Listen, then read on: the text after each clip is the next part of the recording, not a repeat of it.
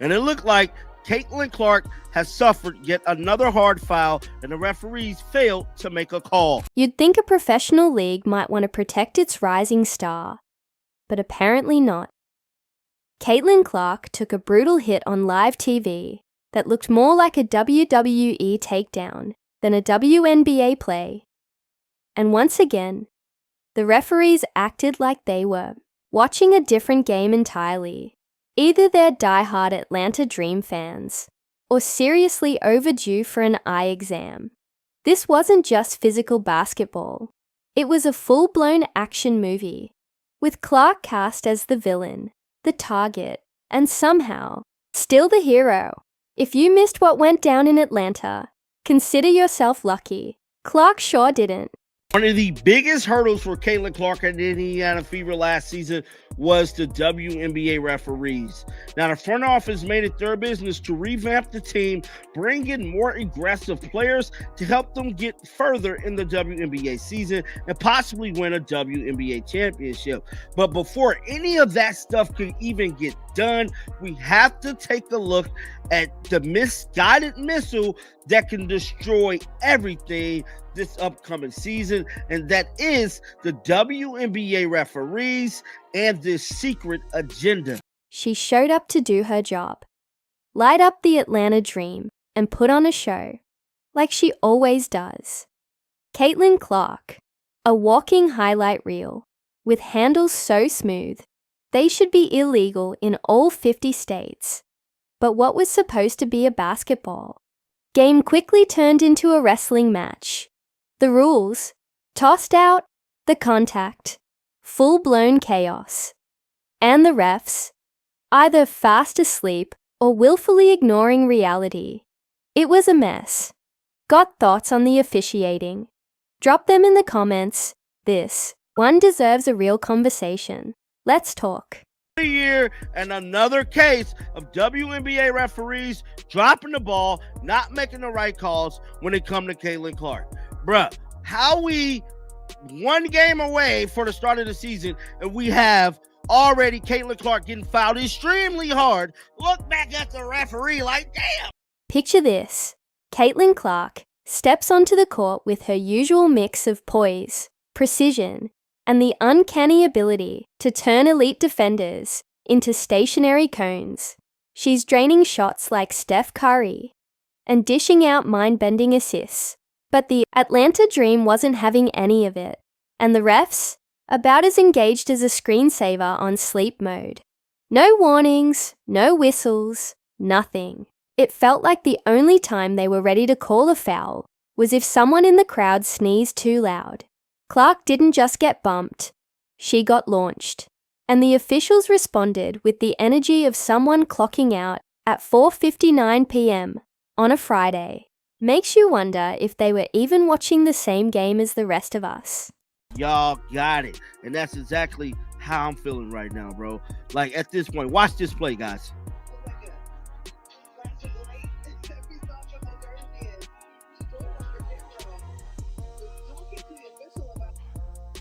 No call whatsoever. No call whatsoever. But they will call Caitlin Clark getting a technical. They will call Caitlin Clark getting a technical foul. Clark was ready to finish a simple layup, driving into the paint with her eyes locked on the rim. Instead, she was met by a chaotic tangle of flying limbs. Meanwhile, the officials seemed to be waiting for actual blood before blowing the whistle because, once again, it stayed buried in their pockets. Maybe they were testing out a new rule. No foul calls unless a player spontaneously combusts. How much of the jealousy of Clark is because the insane amount of publicity she gets? How much is the jealousy is because she gets so much money from endorsements? How much of it is because she's white? How much of it because she's straight? I have no idea. And I have no idea what percentage of the women are jealous and to what degree. I can't get in their minds. I have no idea. I don't know if the black players are more jealous than the white players. They're all jealous. Well, I don't think all of them, some of them, most of them seem to be. But all I know is that the refs, if the players are going to treat her, be physical with her, the refs have to protect her, not because she's Caitlin Clark, but because the fact that it's the right thing to do. Sure, you might brush it off if this were a YMCA pickup game with optional fouls and a teenager keeping score, but this is the WNBA.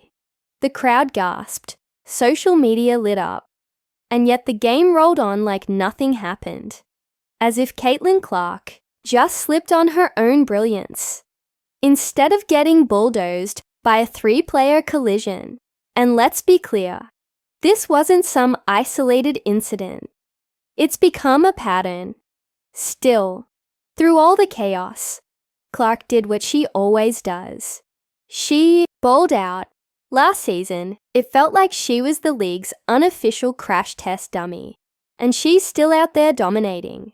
When I say this, the Atlanta Dream, not quite Nate Tibbetts. If you guys know anything, like Nate Tibbetts, literally like he would throw 17 different looks at Caitlin per quarter. He would throw a different look at Caitlin every single possession. However, you could toss Caitlin Clark into a cyclone full of dodgeballs, and she'd still drain a logo 3. She kept Indiana's offense humming like a symphony, slicing through defensive traffic with the certainty of a hot knife through doubt. This wasn't just basketball, it was artistry. A fusion of street ball flair and chess master precision. While defenders were stuck playing Go Fish, Clark was orchestrating brilliance, reading the floor like a maestro conducting a masterpiece. Most players might have been rattled. Clark, she just tightened her ponytail and buried another 30-footer. And now we turn to the numbers, the only part of the game that never lies. Because even after the refs mentally checked out, the box score didn't.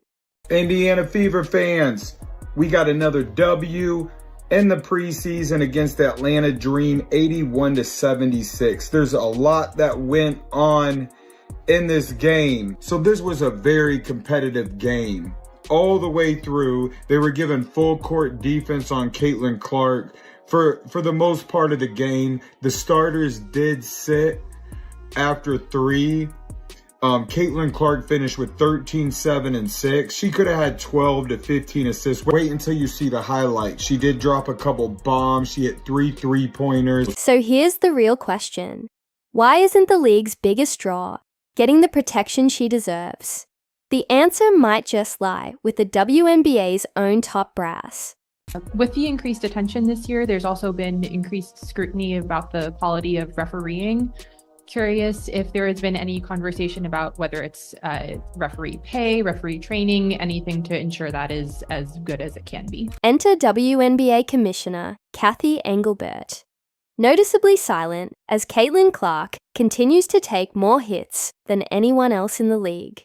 You'd think the person responsible for growing the game would realize that letting your star player get knocked around without intervention isn't exactly a winning strategy. But instead, radio silence. And at this point, it's starting to look like more than just bad officiating. It's beginning to feel deliberate. A quiet resistance to Clark's rapid rise.